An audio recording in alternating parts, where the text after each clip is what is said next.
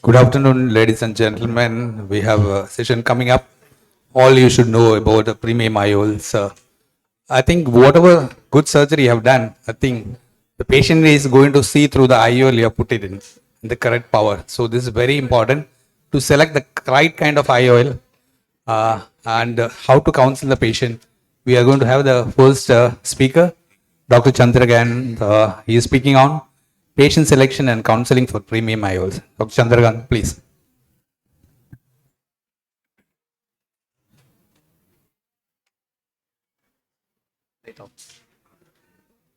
Good afternoon, everyone.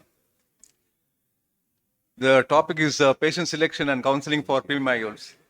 I'll be passing general comments only. I will not go into specificities of each IOLs, be it toric, EDOF, because I think that will be spelled by spoken by other people. Things to focus during counseling, explaining the surgery and what to be expected after surgery.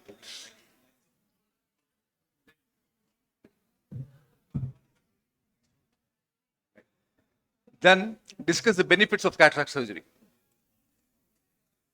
Manage patient expectations. Address any patient concerns.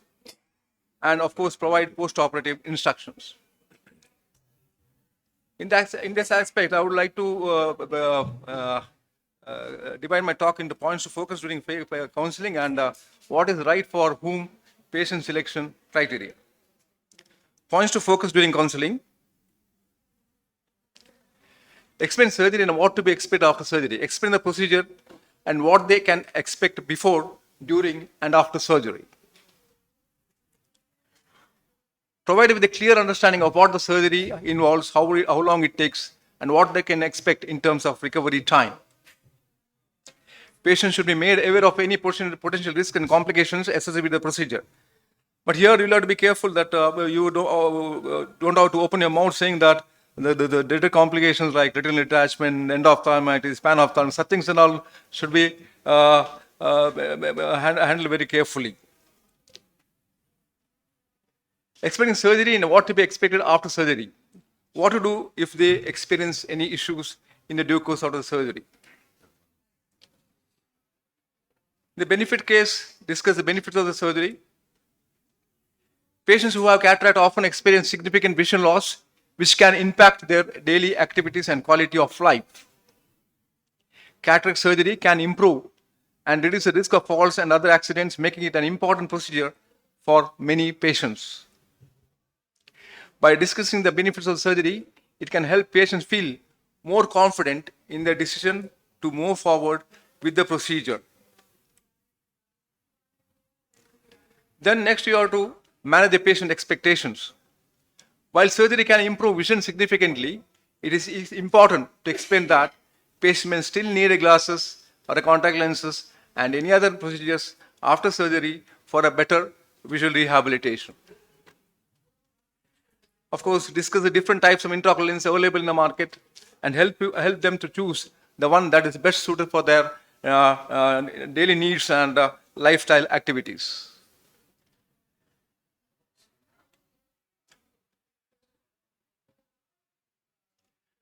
By setting realistic expectations, you can help patients avoid disappointment and frustration, and they can be a good ideal candidate for your surgical procedure. Then the important thing is to address the patient concerns. It is important to address the concerns and answer any questions they may have. Patients may be worried about the pain, the length of recovery process, or of course, the cost of the procedure. Addressing these concerns can help patients feel more comfortable and confident in their decision to have cataract surgery. Provide post-operative instructions. It is important to provide patients with detailed post-operative instructions to help them manage their recovery. Information how to take care of their eyes, scheduling the follow-up, appointments, and experience any complications. By providing clear instructions, you can help patients recover more quickly and avoid any potential challenges and build a better ophthalmologist and patient relationship. Now the next division, that is what is right for whom, patient selection criteria. This depends on the patient's personality, the near far wherever you go, the value determination, preoperative refractive errors, young patients, ocular comorbidities, and previous refractive surgery. Selecting the most important implant for a patient can sometimes feel like making a match maker. While the patient loves the lens you recommend for years to come, will the lens enrich their life and support them in activities they love? Cataract surgeons say this process begins with a thorough conversation with the patient, and here at the end, the IOL selection process becomes easier, for the surgeon will come to know what best IOL these patients' options are. Coming to the patient personality matters best. Here, how will the patient tolerate phototic phenomenon, or will he be willing to sacrifice some quality of vision in exchange for a spectacle independence? There could be easygoing patients, there could be demanding patients. Each type of these patients should be taken care individually, and their expectations taken into account before you decide to implant an intraocular lens. Near, far, wherever you are, the patient's visual goals are key for selecting the appropriate optics. Prioritize seeing a distance, intermediate, or near. Do they want full spectral independence, or are they okay with wearing glasses for some activities? We try to understand how patients want to use their eyes, and the best way to do this is by learning what the patient's daily life is like, what they want out of their vision. It could be monofocals, monofocal plus, multifocals, trifocals, EDOF lenses, CRV accommodating lenses. Value determination. Here again, the monofocals are usually covered with cataract surgery by insurance, but insurance companies don't provide premium IOLs. In that case, the patient has to bear the full expense from out of the pocket. Patient must understand that there's an elective portion to this as well as a medical portion. The more patients understand before surgery, the more empowered they are to make their own decision and feel like they are part of the process. Preoperative refractive error. One of the major factors to consider in IOL selection is, besides personality, is the patient's preoperative refractive error. Moderate myopes between -2 and -4D are used to taking off the glasses and being able to see up close. They basically got a telescope built into their eyeball. If you take away these patients' near vision, they will be very upset. High myopes also will have to be very careful while selecting the lenses. Young patients, when faced with a young patient who is a cataract or young refractive lens exchange patient, think about what might happen in the next 20 or 40 years of the patient's life when he selects an IOL. Refractive lens exchange may have a perfectly healthy eye at a time, but we don't know what their eyes will look like after 20 years. In case of periretinal membrane, macular edema, diabetic retinopathy, we'll have to take care of this. Then, of course, the ocular comorbidities like surface dryness, meibomian gland debris, astigmatism, corneal dystrophies, this has to be taken care, especially if you're advising a multifocal intraocular lenses. And of course, you have to keep in mind the previous refractive surgery. If he has undergone a radial keratotomy, LASIK, RK, PRK, various formulas are there. ACRS, IOL power calculation formulas are there. Take care of these things before you advise any intraocular lenses in patients who have already undergone previous refractive surgery. Thank you.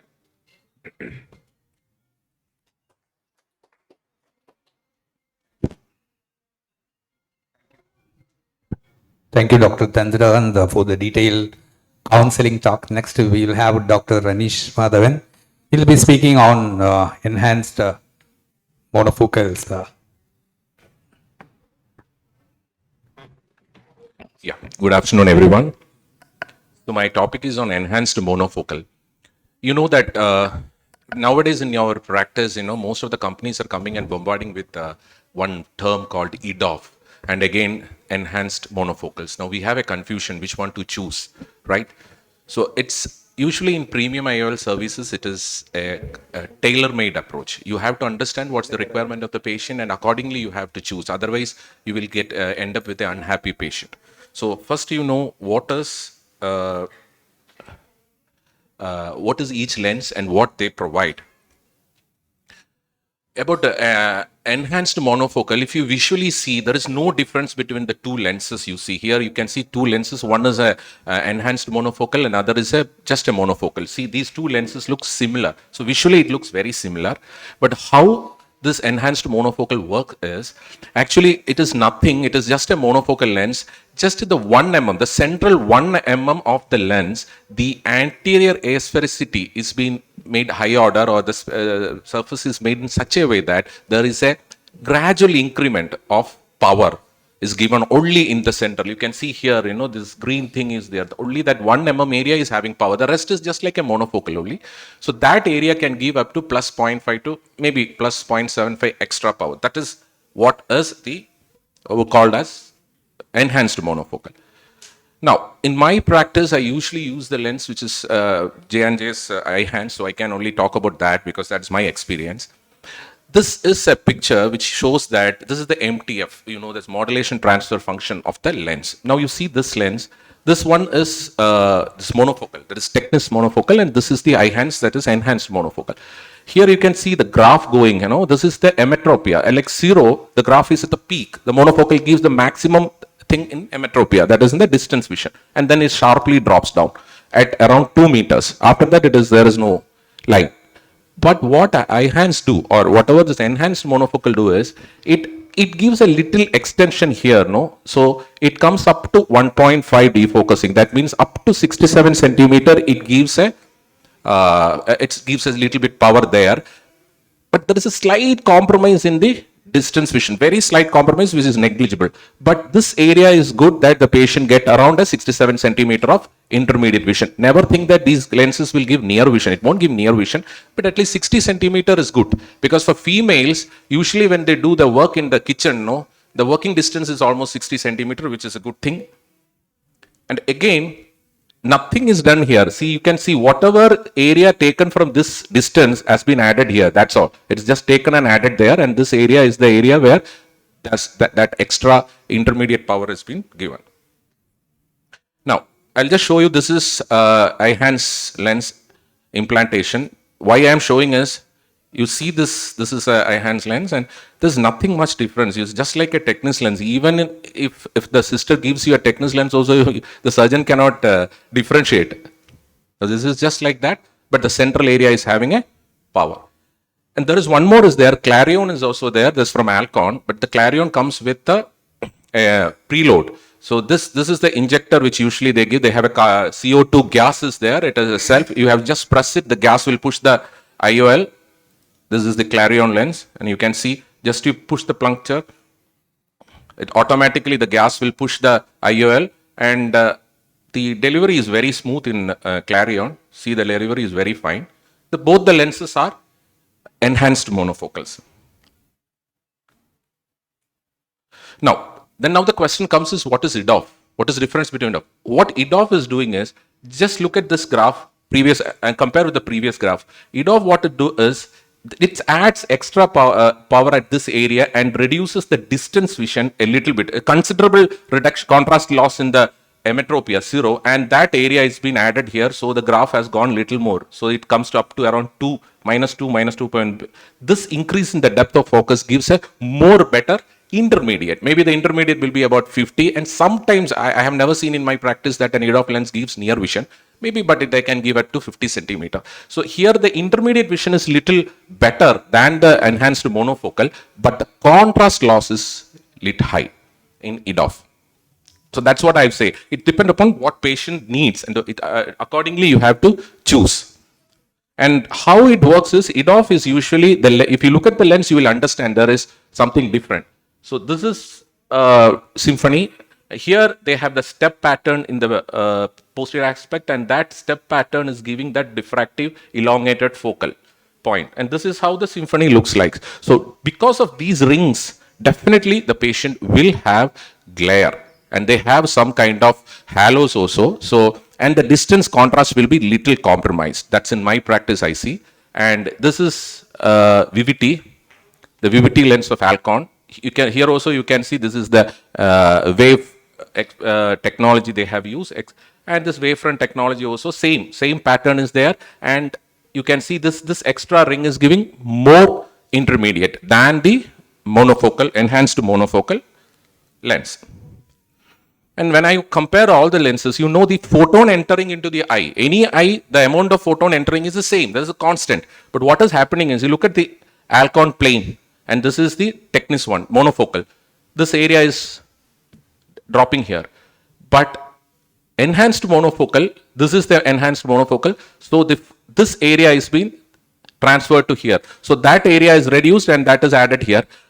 In VVT, what happens? The same amount of photon is entering. So they have to adjust somewhere. So what they do is they adjust this area and keep it there. So it's according to the patient, which area you want. You want, mostly you are working on intermediate area and distance is not that problem for you, then you go for EDOF. Otherwise, only a little bit of, like when you drive, you want to see the dashboard and you want to cut the vegetable, it's okay for them, then you can go for a enhanced monofocal. So that is the basic difference between the two. Now we come to the patient satisfaction point. And then I just show you one video, like this is one EDOF lens, and this is actually, this EDOF lens is a little, this is Appasami's lens in focus, supra phobe in focus. You can see the central ring there, and this is another, this is the symphony. The multiple rings are there. Now, regarding the patient selection, you look at this, many studies, I have seen many studies, you look at what they say is, here they have compared with monofocal, enhanced monofocal and EDOF lenses. The intermediate vision similar to that of EDOF IOL, that's what they say. Even in the enhanced monofocal, they also give almost a similar intermediate distance with the EDOF. So in that case, the problem is in EDOF, you will have a contrast loss, but in monofocal enhanced, there is no contrast loss. Again, this is another study which shows that, interestingly, there is no significant difference were reported for the visual acuity at the intermediate vision. See, again, it says there is no much difference in intermediate vision, and both these lenses are not giving the near vision. Now we will see which one to choose. It's purely the patient and doctor's choice, but you look at this enhanced monofocal, it gives an excellent good vision. EDOF gives fairly good distance vision. I'm not saying it won't give, but the contrast will be less. And again, intermediate, both are giving good intermediate, maybe a little advantage there for EDOF. But the glare and halos is almost nil in enhanced monofocal. The other will have glares and halos.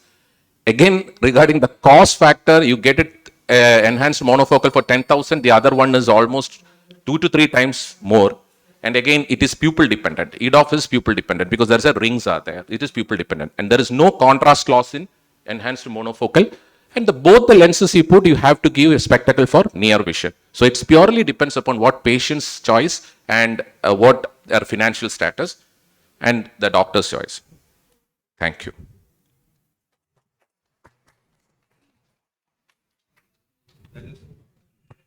That was a very wonderful presentation by Anish, comparing the two kind of lenses in the enhanced focus.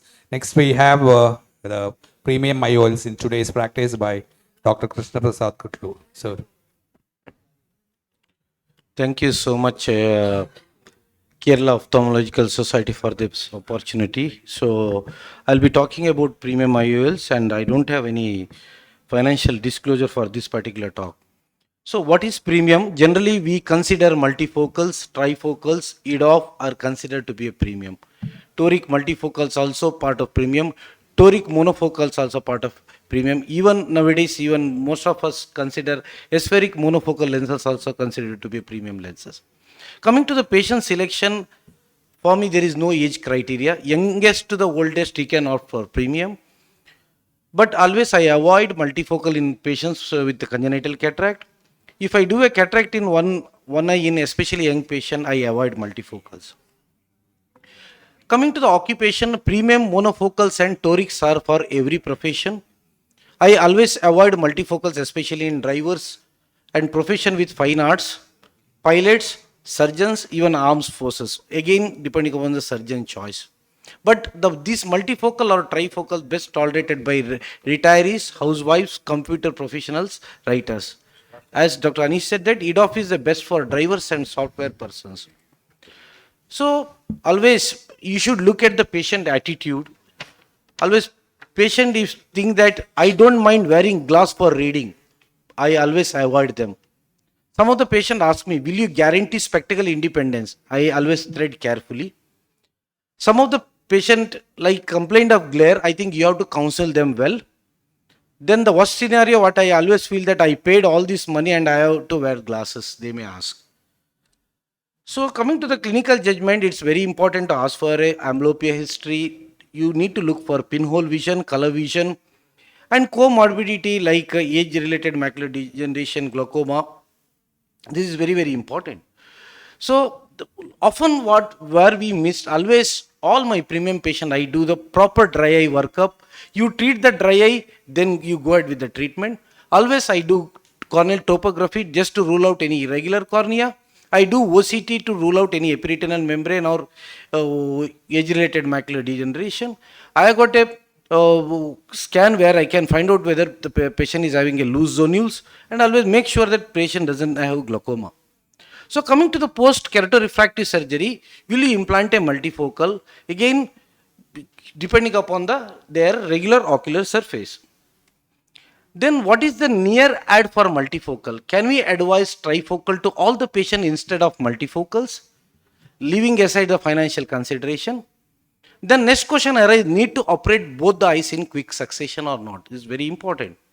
So coming to the preoperative counseling is, as Dr. Chandrakant said, is very, very important. Always you have to tell the patient, sometimes they may require to wear the glass for a very fine print, and every patient I tell them that you have to read in extra light condition. And always you should show them the advantage of spectacle free vision. And also you should tell them, always you should look at the other eye condition. Always you better to avoid a hypercritical and demanding patients, and keep always option of monofocal open in technical difficulties during the surgery. This is very important.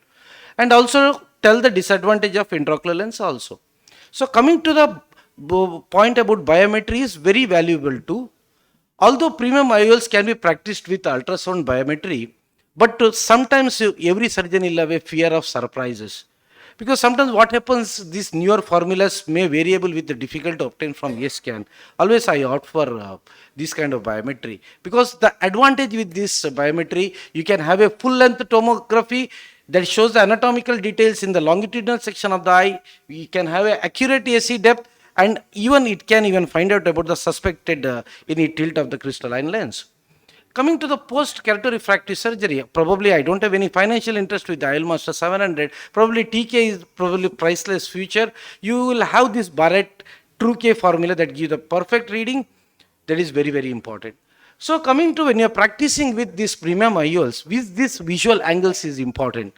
I personally feel yes, because angle kappa is a angle between the visual axis and the pupillar axis. The most important one in cataract surgery is angle alpha, which is the angle between the optical axis and the visual axis. So angle kappa is more important in refractive surgery, especially when you are dealing with a hyperopic patient.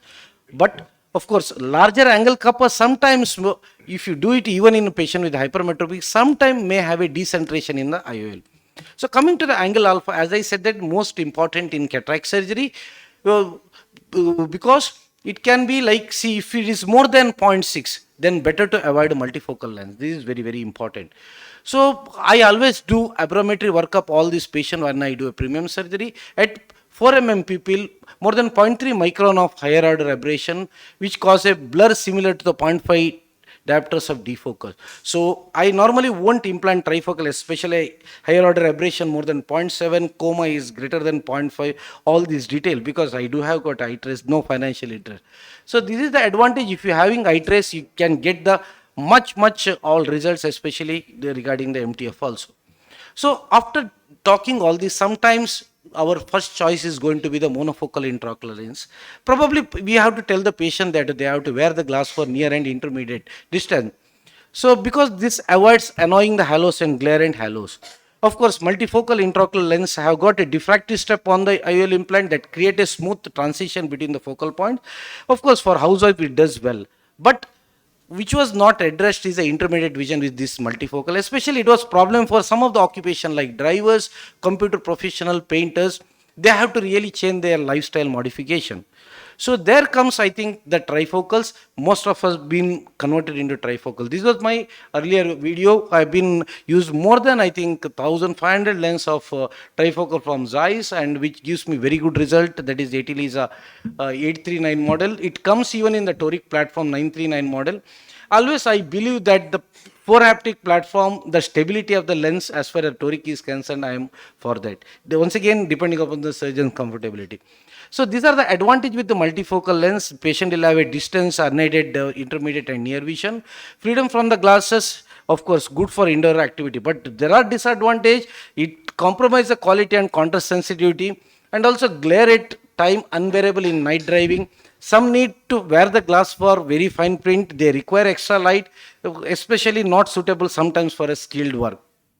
And sometimes you may have an unsatisfied patient. So for all these patients, short-term glare and halos also will be intolerable. Those who are doing the active night driving, there comes again monofocal and EDOF. So coming to the what is true EDOF, what just in continuing with Anish's discussion, what is this true EDOF? I am talking first about the true EDOF with the rings. So these lenses are actually excellent compromise of benefits of both monofocal and multifocal lens. More spectacle independence compared to the monofocal lens with a fewer visual side effect compared to the multifocal IOL. They may be little bit okay with the sensitivity with the visual side effect, but except to wear the glass for a near print. So coming to the what are these monofocal EDOFs? These are the newer monofocal IOL, does not have the rings. So I am talking about this lens because of the time I am trying to rush in. These don't have the rings, especially this newer one. This is the lens from Rayner EMV lens. I don't have any financial interest. It has got an aspheric anterior surface. It has got a controlled positive spherical aberration in the center of the lens, and also if the edge is such a way that it reduces the longitudinal spherical aberration. Very important, doesn't have any ring, so that reduces the dysphotopsia. This is one of the, I think, first few lenses I operated quite first time. The results are amazing. What I do, I make the dominant eye emmetropic, make the non-dominant eye myopic by 0.5 to 0.75. That gives me the very good results. So I will not be showing. So in the end, I want to talk about why torics are good, because torics are much superior than any of the LRIs. So in my practice, more than 0.75 diopters, I always go for toric lenses. Where you will have problem, because sometimes with the preoperative measurement, sometimes you may have a surgical induced astigmatism, incorrect placement of the IOL, sometimes patient may have a cycle rotation also. What happens, 1 degree of in torics, malrotation negates 3.3% of toricity, and 0.65 to 3% cases, more than 10 degree rotation may have a axis needed for re-rotation.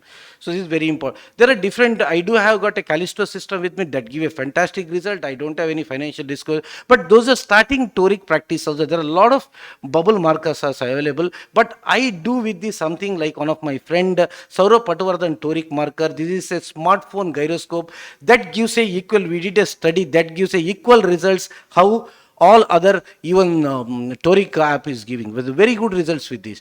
So improving the toric outcome, always counsel the patient appropriately. Plate haptic lenses, according to me, offer better capsule stability than less rotation than postoperatively.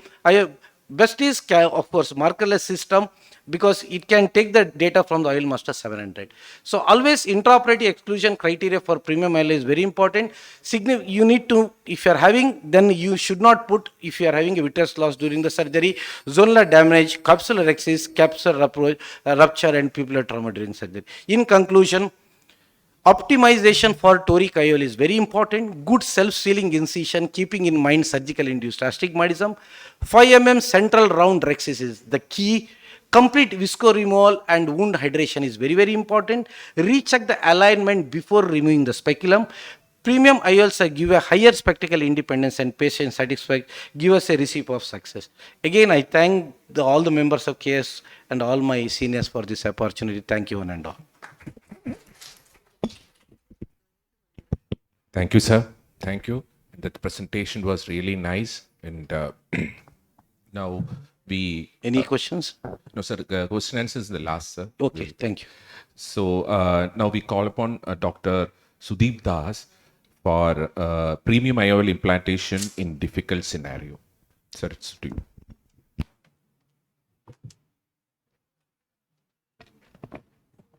Yeah, thank you for this opportunity. So when we come to this,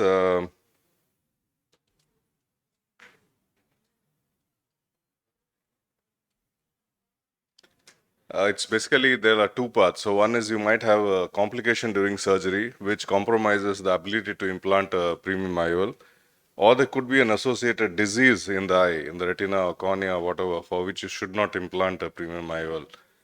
So these are simple things. I'll first deal with the surgical part. So when you have a PCR, remember this is not for premium IOLs for anything. Do not shut off the irrigation. So move from phaco to irrigation. That is operation 3 to 1. Because we shut the irrigation, the vitreous comes forward, AC collapses, and enlarged PC becomes a lot larger. Then you inject whatever OVD you have at hand. If you have access to a good quality heavy OVD, that makes it better, but inject anything with the non-dominant hand because your phaco is still in the wound, and then remove the phaco. And then you decide on what you want to do. So this was a sort of a brown cataract. It was for toric IOL. You can see it's very, very, very brown. And this is many, many years ago. You can make out from the video.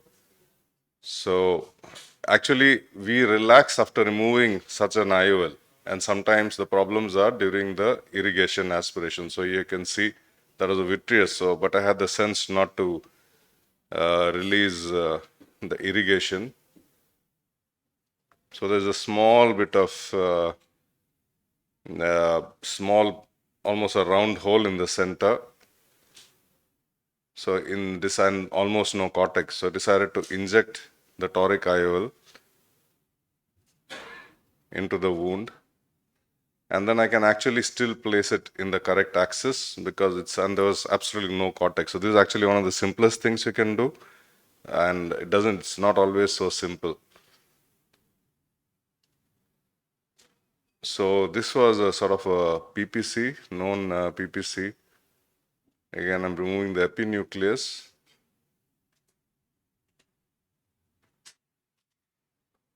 And everything is actually gone on all right, but we have this stupid habit of just trying to remove a small bit of speck of posterior capsule opacity. It doesn't even make any difference to the patient, and there the PC is open. But again, have the good sense to inject viscoelastic.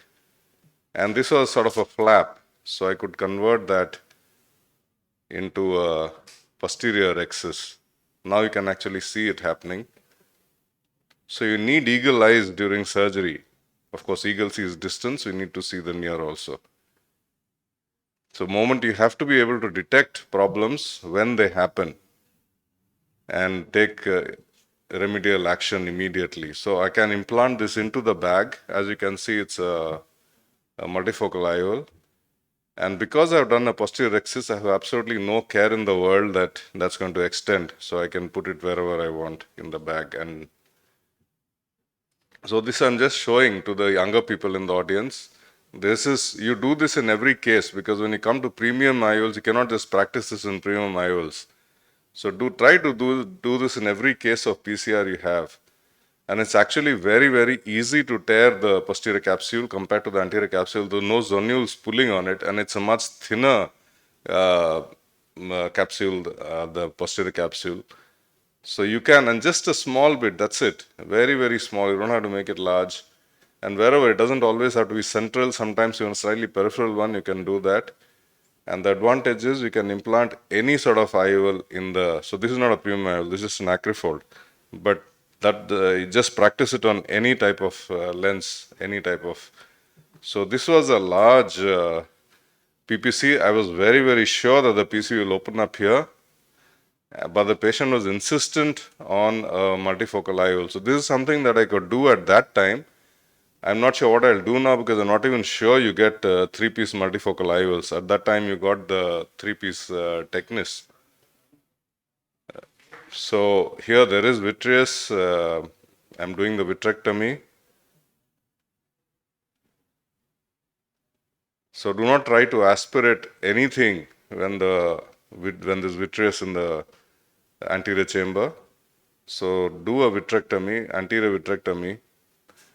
Once that is done, you can actually aspirate the cortex very, very easily because there's no vitreous coming to the port. And here it was a large, and as you saw, the PPC was very eccentric. So there's absolutely no way I could have got away, and it was too large a PCR to do a rexus. So once that is done, but here I had planned for a 3-piece multifocal lens. It's a Technis 3-piece. And this has been, these 3-piece multifocals have been a savior so many times in the past. So now if I see this, I will probably tell the patient that we will do a multifocal if it's possible. And I've done it also in the recent years. Otherwise, I'll just choose whatever IOL is best for the situation, for your eye, for the long term. I'm not looking at what you will see tomorrow, but I'm thinking of 10 years ahead also. And most of them agree with that. So this was a 3-piece multifocal, and I could do a capture in the rexus also, an optic capture. So this is going to remain very stable. And because I've done a capture, the power also doesn't really change. So that is one side captured, and now I'll capture the other side also. And this was a sort of, sorry.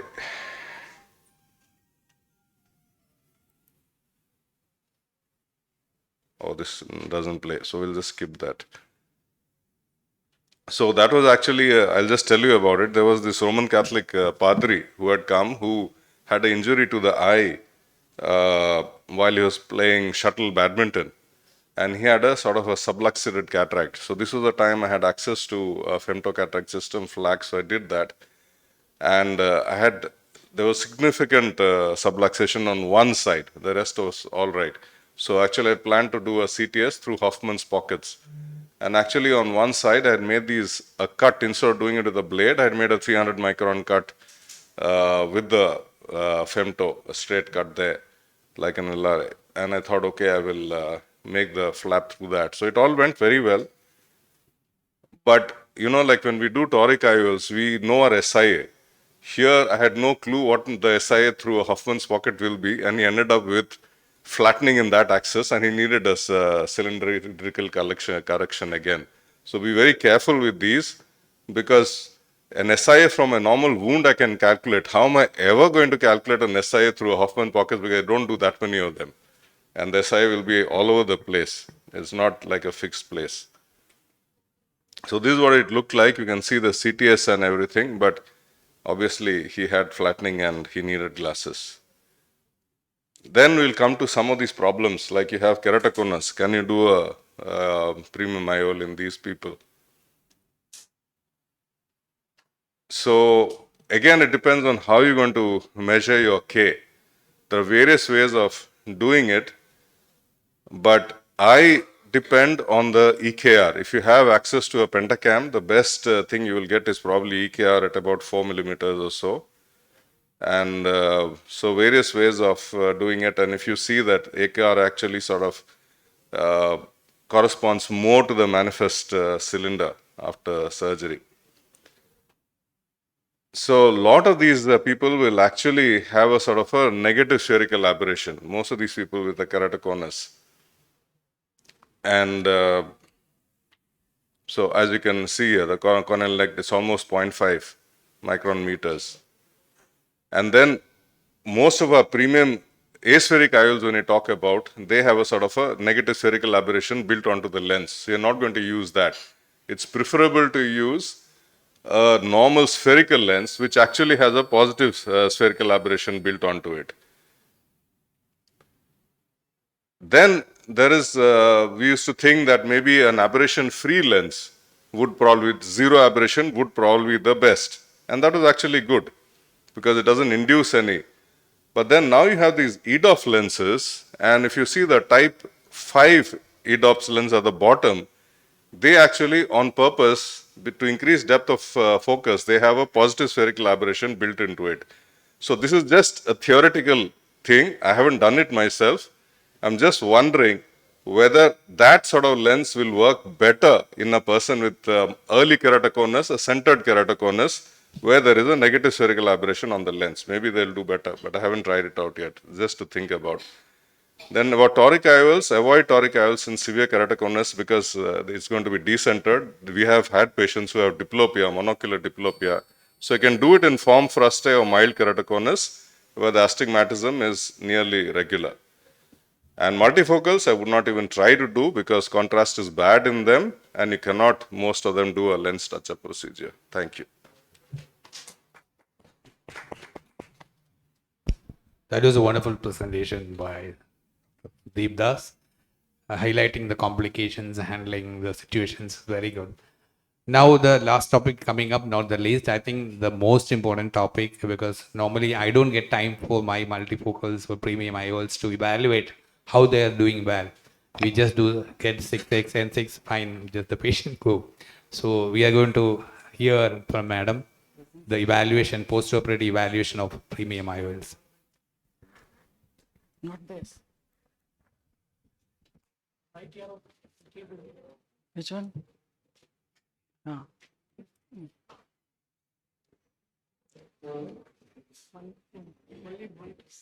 Only one.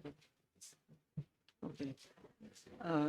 A very good afternoon to everyone. My topic is premium IOL post-operative evaluation.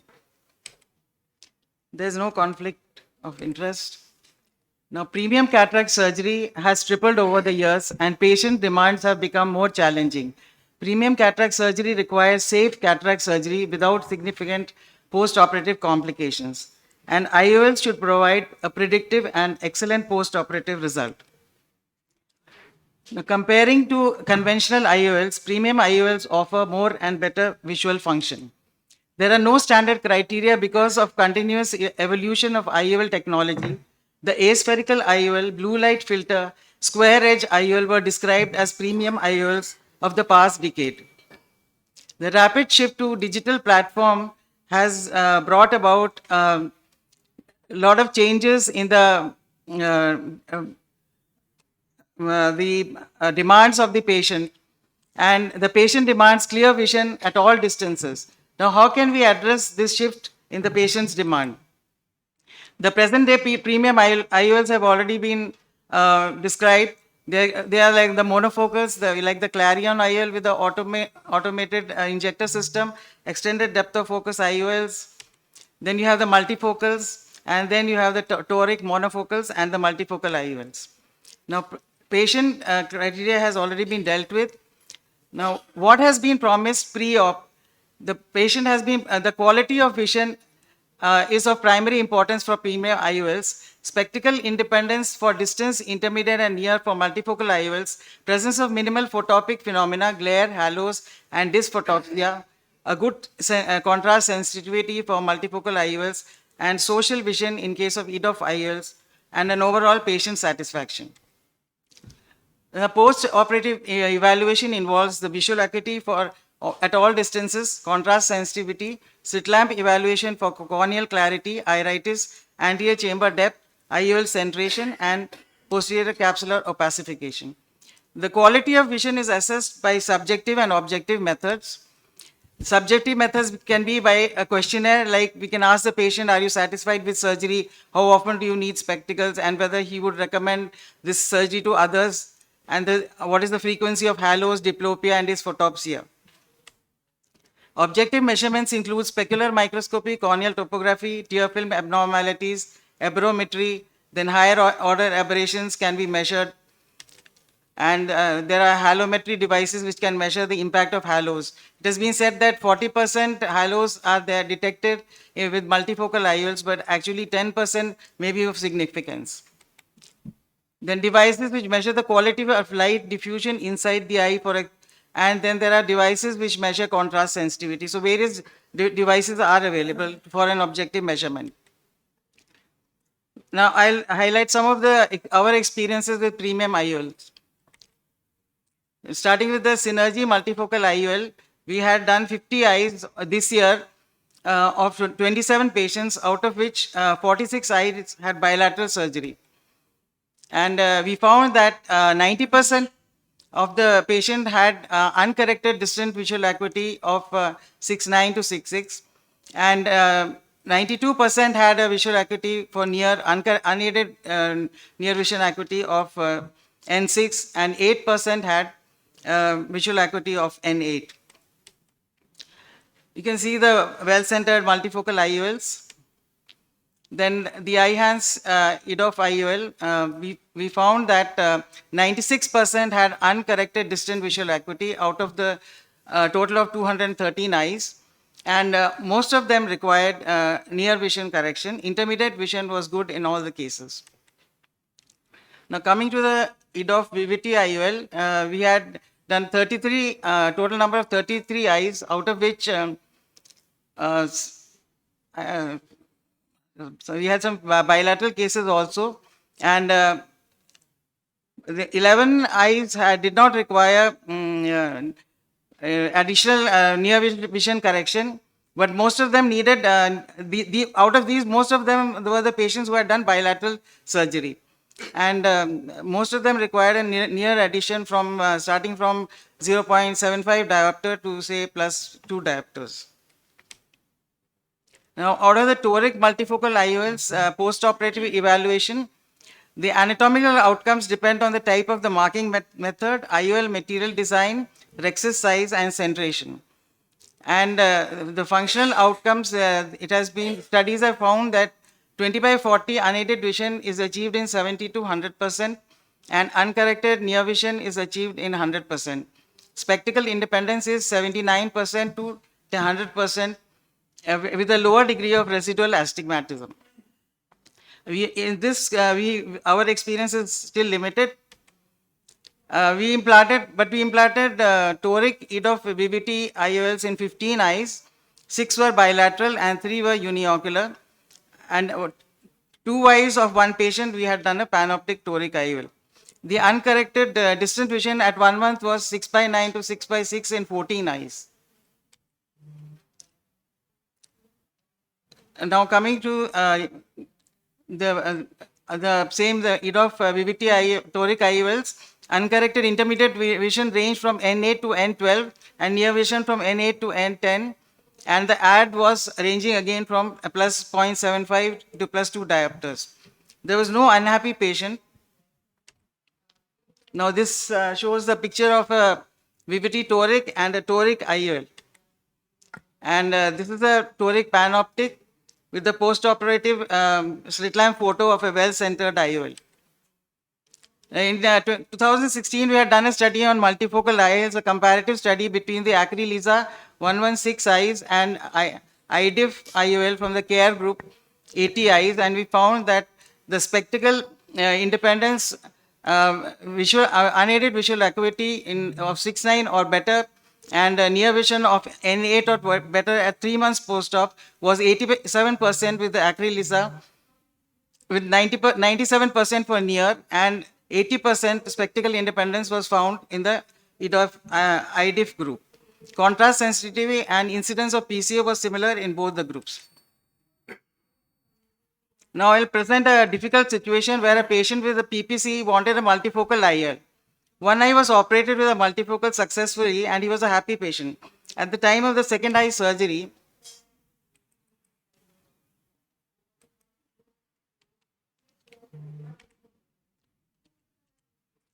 video on starting.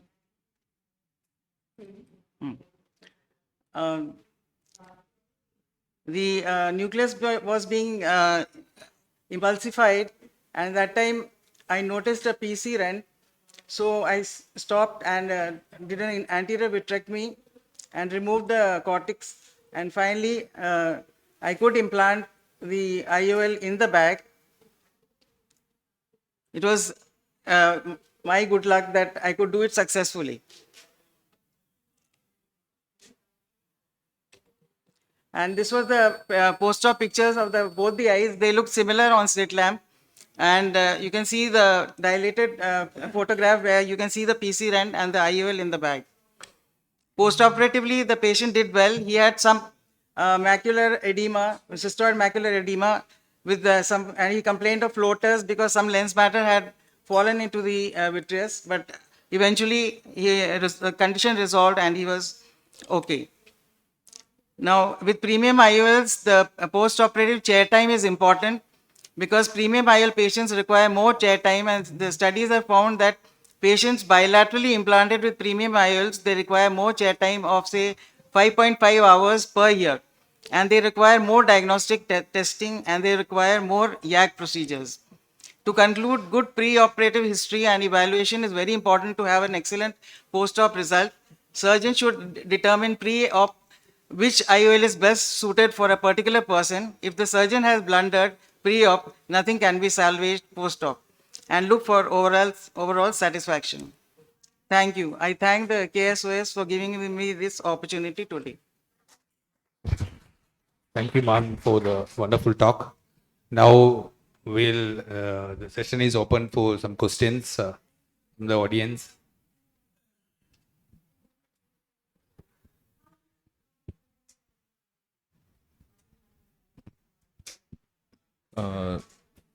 Sudeep sir, what is your experience in making monofocal correction, like one eye little towards the minus side in? Restricted myself. I'm not a very great proponent for any monovision or monovision and all that. Because somehow I don't tolerate it very well. My wife somehow does that very extremely well. So I've done it for people who I know have been, you talk with them and you realize that they have been monofocal. I mean, the normal eye, they're sort of myopic in one eye and the other one. So the first toric I had done in my life was actually a patient who was myopic in one eye. And she used to have good distance vision in the other eye. And she was a foreigner. She used to have a huge farm in Arizona. And then I used to ask her, how do you drive? How do you look to one side? I said, turn my head and look. So when I did that, I did the eye with the near, the one she used for near, with the toric. And so she didn't have any cylinder at all with that. She used to use a contact lens actually for the cylindrical collection earlier. Then I did the one for the distance and she was very happy. So then I've done that for a lot of other patients. But people who've been sort of emmetropic for distance, normally I haven't tried that because I'm not sure how they will tolerate this monovision. I know it's not the same as wearing glasses because the image size is not very different. Like I wear it and I almost get vertigo. If I try to make one eye myopic and the other eye this one, I almost feel like puking. It's such a severe sensation I get. So I somehow haven't managed to, convert my patients to do that. I know it's not the same feeling after surgery, but mentally I am not prepared for that. I have one question for you. You are doing the posterior capsular access every time. What kind of viscoelastic you have preferred?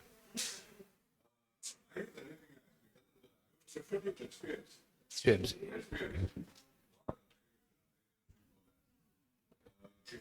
But one thing to remember is never, we are taught by doing anterior capsulotomy that you really flatten the anterior capsule. Put as much viscoelastic as possible.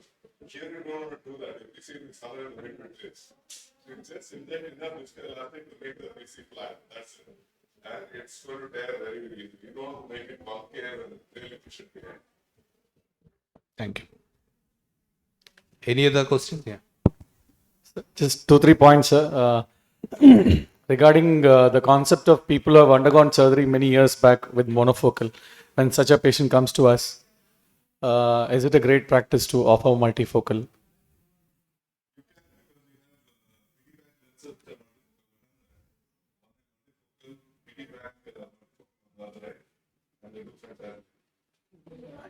Second point, sir, in long-standing diabetics who are currently under control, typical NS2 cataract, no diabetic retinopathy on OCT, 10-12 years of diabetes, is it a great idea to push them for multifocals? Tomorrow, he might develop a diabetic retinopathy. Better to avoid multifocal. Normally, I don't recommend multifocal for long-standing diabetes. Means when the patient comes to you, he is not a long-standing diabetic. He is say 55 years, 60 years of age. He is only 5 years of diabetes. He looks healthy. He lived till the age of 70.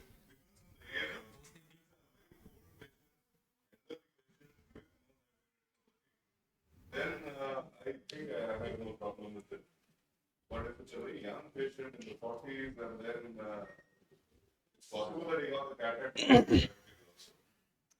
In such cases, sir, nowadays most of the companies, the EDOF lenses are as expensive as the multifocal lenses. So is the EDOF a safer option? Like we don't have to commit to the patient. And, yeah. Needs you put a multifocal with rings in it. We are doing surveillance with us. During surgery, they only see very clearly. It's not going to happen. And many times it happens, so we do one eye and patient does not keep up the promise of coming back for the other eye immediately. So we lose the patient and then they come after a long time. Then how do you convince and make them happy on your second attempt? That's the main problem we face sometimes. We do give an offer of doing both the eyes back to back and some discounts. I believe everybody does that. So, but then somehow patients don't come back. So then they come after 1 year. Then what do you say? No issue. See, the patient is happy with that, then we don't have any issue. We don't have an issue, We but don't then have- we are worried whether the patient will take it well if he comes after 1 year. Whether the adaptability will be okay. 1 year, because there are many a time one eye is operated in one hospital maybe 2 years back, and then they come to us and we operate. Nothing. I think they are happy. But only thing is, if they are not coming, also it's their problem, and they must be happy with that one eye. Very happy. Right. Thank you. So that brings the end of the session. I thank all the speakers and the audience for the patient hearing. Thank you.